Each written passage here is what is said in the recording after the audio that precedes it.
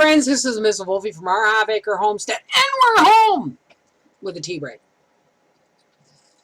Now, it's like supper time right now, and we just got home half an hour ago. I had a shower.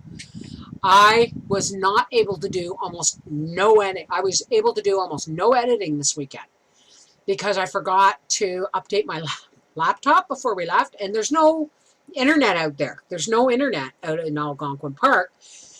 So I thought, well, I'll get all this footage and I'll edit it and I'll put it on a stick and I'll come home and I'll go zing, zing, zing, boom, bang, and it'll be uploaded. Forget about it. It's Monday. We just got home an hour ago, half an hour ago, somewhere around there. And while we were gone, 4 turkeys hatched. Thank you, Nancy. I'm telling you, everybody needs a Nancy in their life. My house is clean. My eggs have been turned. My other birds have been looked after, and 4 out of, I think I had 7 eggs, and 4 out of 7 have hatched so far, and there's 2 more on the way. Pretty good. I mean, she must have been really, really diligent. But we had a blast. We had a blast. I have discovered glamping. Now, for all you people who don't know what glamping is, let me fix my hair here. For all you folks who don't know what glamping is, it's fake camping. It's fake camping. Well, kind of. We had, a rustic site, 2 great big huge picnic tables and a fire pit.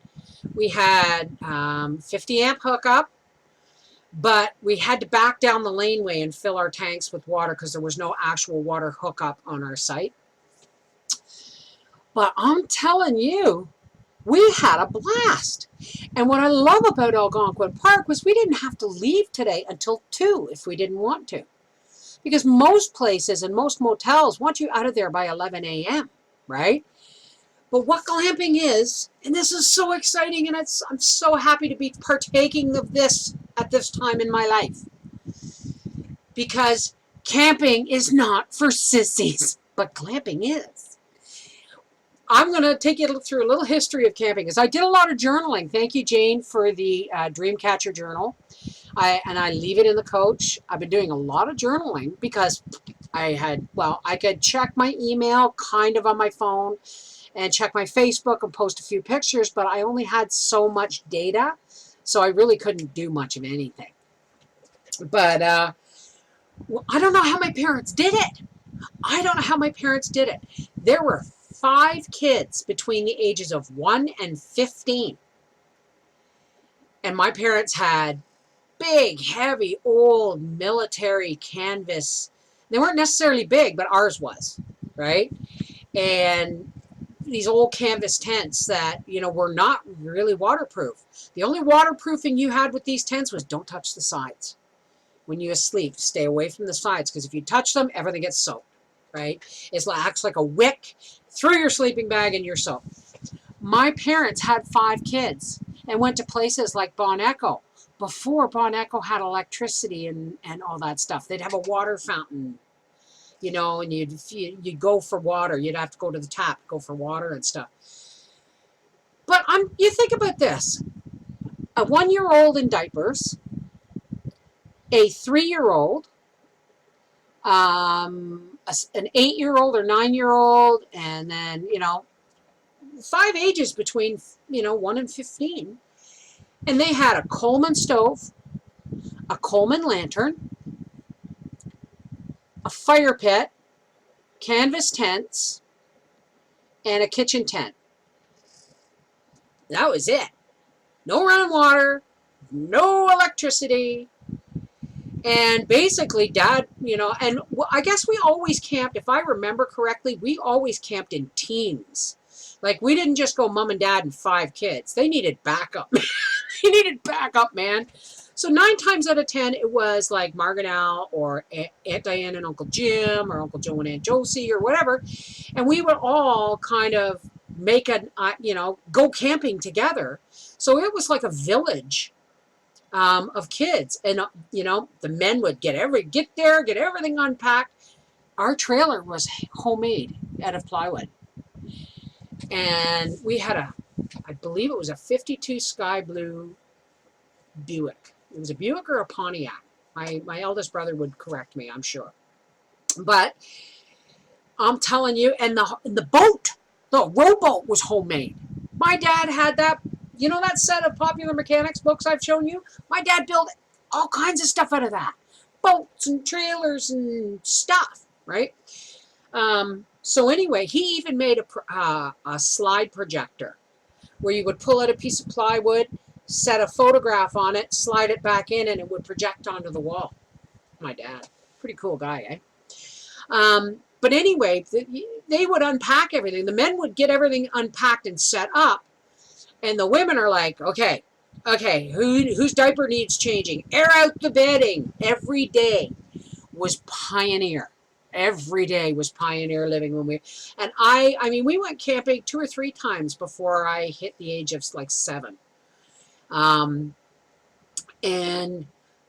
every day, water was boiled, tea was made, breakfast was cooked for anywhere between 5 and 9 children, 5 and 15 children, right? Depending on who we were camping with. And then, you know, the kids would all eat and they would go off on their pursuits with, you know, my sister would take me and my brother down to the beach and whatever was going on, right? Dad and the boys would go out fishing. We had these great big life jackets. So you'd see this little button of a head on these great big, and no wonder they used to call them Mae Wests, right? These old, big, heavy life jackets. And my mother and my aunts must have spent the entire day dealing with just food and clothes and bedding, because it was nuts. I mean, the tents, even if you didn't touch the sides, everything was damp. So every day, all the blankets and sleeping bags and every quilts and everything all had to be stretched out on the clotheslines to air out.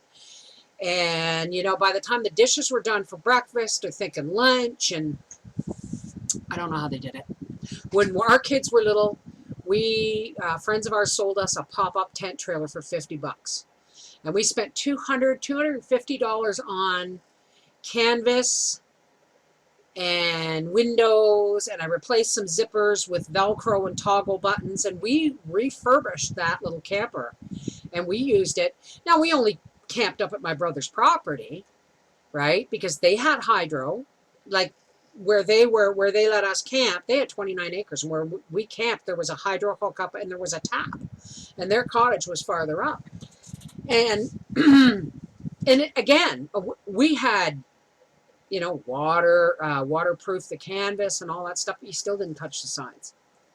And there's that smell when you wake up in the morning of damp, dew-laden canvas, you know, and it took you right back to when you were a child. But after we had the pop-up, we bought a park model in Arizona in 2009.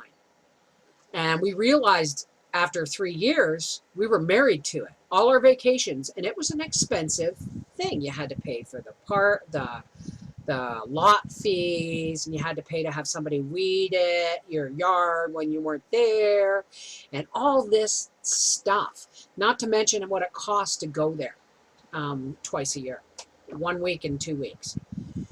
So when we sold that, we bought a little 16-foot puller, which you guys all saw us out in the ZEC doing our camping videos in that little camper. And it was a riot. But I'll tell you something. Even with it was a lot of friggin' work. If it was just Howie and I, it was a lot of work.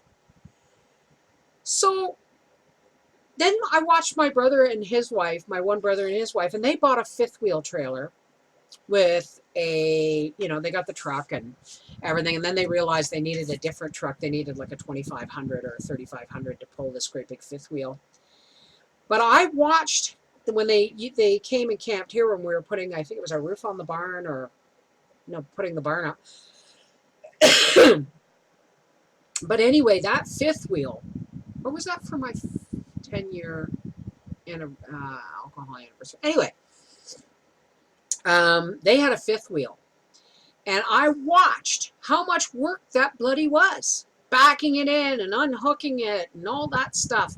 And I know when we sold the little one and we decided we were thinking of another camper, but we thought, oh, there's so much work and blah, blah, blah.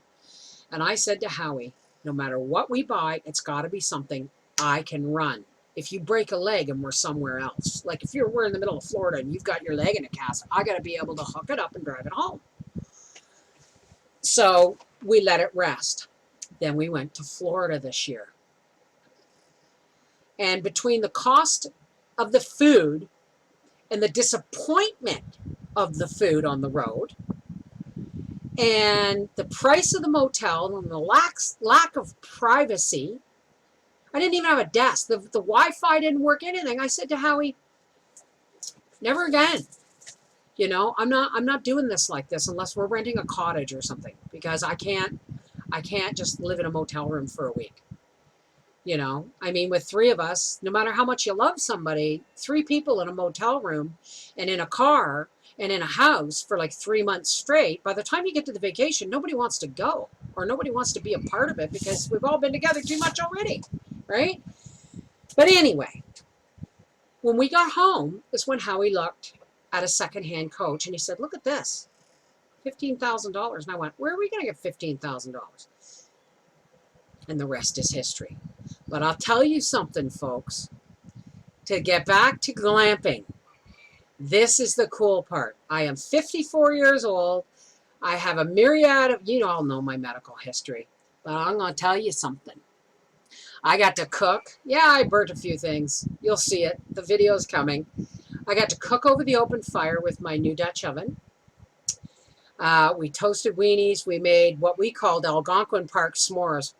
God, what a debacle that was.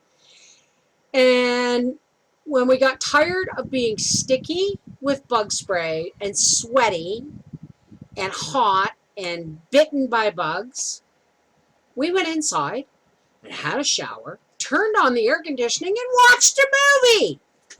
Glamping. It's the best of both worlds. This is the Mrs. Wolfie from our half-acre homestead saying, there are videos coming, but I just got home. I have a lot of editing to do.